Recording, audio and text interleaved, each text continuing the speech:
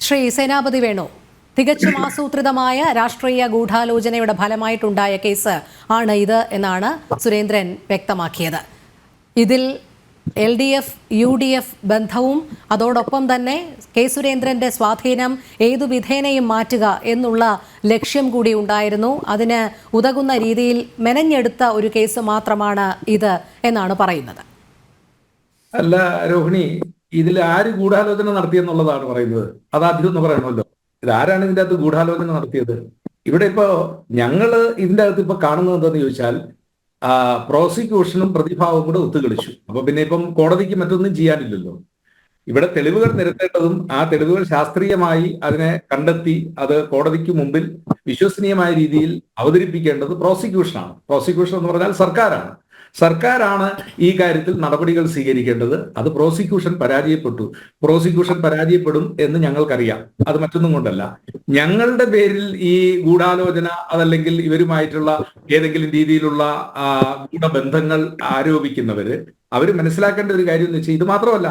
ഇപ്പോ എന്റെ സ്നേഹിതൻ സന്ദീപ് ജി പറഞ്ഞല്ലോ, ഇനിയിപ്പോ കൊടകര ഇല്ലാതാകാൻ പോകുന്നു, അതല്ലെങ്കിൽ മറ്റ് പല കേസുകളും ഇല്ലാതാകാൻ പോകുന്നു. ഇത് മാത്രമല്ല, ശ്രീ കോടിയേരി ബാലകൃഷ്ണൻ പ്രസംഗിച്ചുകൊണ്ടിരുന്ന ഒരു വേദിക്കെടുത്ത് RSSകാർ ബോംബെറിഞ്ഞു എന്ന് പറഞ്ഞൊരു കേസുണ്ട്. സന്ദീപ് ഓർക്കുന്നുണ്ടാവും, റെജി ലൂക്കോസിനും അറിയാം. അതിന്റെ സമയം കൃത്യകാലം ഓർക്കുന്നില്ല. ഏതായാലും ഒരു അധിക കാലമായിട്ടില്ല.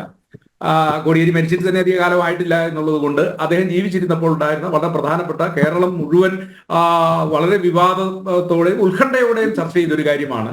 CPM ആരോപിച്ചതുമാണ്, കോടിയേരിയും ആരോപിച്ചതാണ്. CPMന്റെ സംസ്ഥാന കമ്മിറ്റിയുടെ ജനറൽ സെക്രട്ടറി, കേരളത്തിന്റെ മുൻ ആഭ്യന്തരമന്ത്രി പ്രസംഗിച്ചുകൊണ്ടിരുന്ന വേദിക്കരിയിൽ അദ്ദേഹത്തെ അപായപ്പെടുത്താനോ അല്ലെങ്കിൽ മീറ്റിംഗ് അലങ്കോലപ്പെടുത്താനോ എന്താണെങ്കിലും നടത്തിയ ബോംബ് സ്ഫോടനം ഇന്ന് വരെ തെളിഞ്ഞിട്ടില്ല എന്നുള്ളതാണ്.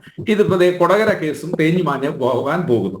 അപ്പോൾ ഇതിൽ നിന്ന് ഞങ്ങൾ വളരെ മുമ്പ് തന്നെ ഉന്നയിച്ച ആരോപണങ്ങൾ അതെല്ലാം സത്യസന്ധമായി വരികയാണ്. അന്തർധാര അതെവിടെയാണ് സജീവമായിട്ടുള്ളത് എന്ന് വളരെ കൃത്യമായിട്ട് പുറത്തേക്ക് വന്നിരിക്കുകയാണ്. അതുകൊണ്ട് ഒന്നാം ഫേസിൽ ആമുഖമായിട്ട് ഞങ്ങൾക്ക് ഇതിലൊരു അത്ഭുതവുമില്ല. കാരണം ഞങ്ങൾ പ്രതീക്ഷിച്ചതും ഇതൊക്കെ തന്നെയാണ്. കാരണം പ്രോസിക്യൂഷന്റെ ഭാഗം ഇവിടെ തെരഞ്ഞെടുപ്പിൽ ഒരു സ്ഥാനാർത്ഥിയെ പിൻവലിപ്പിക്കാനായിട്ട് പണം കൊടുത്തില്ല എന്നും അല്ലെങ്കിൽ മൊബൈൽ ഫോൺ, ടച്ച് ഫോൺ കൊടുത്തില്ല എന്നുള്ള കാര്യമൊന്നും ഡിസ്പ്രൂവ് ചെയ്യപ്പെട്ടിട്ടില്ല. അതൊക്കെ ഇപ്പോഴും നിലനിൽക്കുകയാണ്. ആ കാര്യങ്ങളൊക്കെ വളരെ വസ്തുതാപരമായിട്ട് നിലനിൽക്കുകയാണ്. അപ്പോ ഒരു ജനാധിപത്യ രാജ്യത്തിൽ സംശുദ്ധമായ രാഷ്ട്രീയത്തെക്കുറിച്ചും ഞങ്ങൾ വ്യത്യസ്തമായ ഒരു പാർട്ടിയാണെന്നൊക്കെ വാദഗതി നടത്തുന്ന ആളുകൾ അവരുടെ സ്ഥാനാർത്ഥി, അപ്പൊ മറ്റൊരു സ്ഥാനാർത്ഥി മത്സരിക്കുന്നത് അത് അപരനാകട്ടെ അല്ലെങ്കിൽ മറ്റു പാർട്ടിക്കാരനാകട്ടെ, അതൊക്കെ ജനാധിപത്യ സ്വാതന്ത്ര്യമാണ്. അതിനെ നിയമപരമായും സത്യസന്ധമായിട്ടുമാണ് നേരിടേണ്ടത്.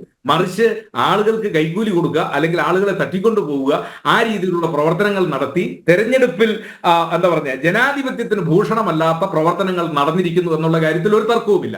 അപ്പോ കേസിൽ വെറുതെ വിട്ടു എന്നുള്ളത് സാങ്കേതികത്വം. ആ വെറുതെ വിടാൻ ഉതകുന്ന കാരണം എന്ന് പറയുന്നത് അത് പ്രോസിക്യൂഷന്റെ പരാജയമാണ്. പ്രോസിക്യൂഷന്റെ പരാജയം എന്ന് പറഞ്ഞാൽ സംസ്ഥാനം ഭരിക്കുന്ന ഇടതുപക്ഷം അല്ലെങ്കിൽ CPM, ആ CPM ഈ വർത്തമാന കാലഘട്ടത്തിൽ പറഞ്ഞു കേൾക്കുന്ന ചിലത് അതുകൂടി കൂട്ടി വായിക്കുമ്പോഴാണ് സുരേന്ദ്രനെ വെറുതെ വിട്ടതിൽ ഒരത്ഭുതവുമില്ല. അതുകൊണ്ട് ഞങ്ങൾ ഈ കാര്യത്തിൽ പറയാൻ ആഗ്രഹിക്കുന്നത്, ഇവിടെ പരാജയപ്പെട്ടിരിക്കുന്നത് പ്രോസിക്യൂഷനാണ്. അത് പരാജയപ്പെട്ടതല്ല, മനഃപൂർവ്വം പ്രോസിക്യൂഷനെ പരാജയപ്പെടുത്തി എന്നുള്ളതാണ് രോഹിണി ആദ്യഘട്ടത്തിൽ എനിക്ക് ഇതിനെക്കുറിച്ച് ആമുഖമായി സൂചിപ്പിക്കാനുള്ളത്. ശരി.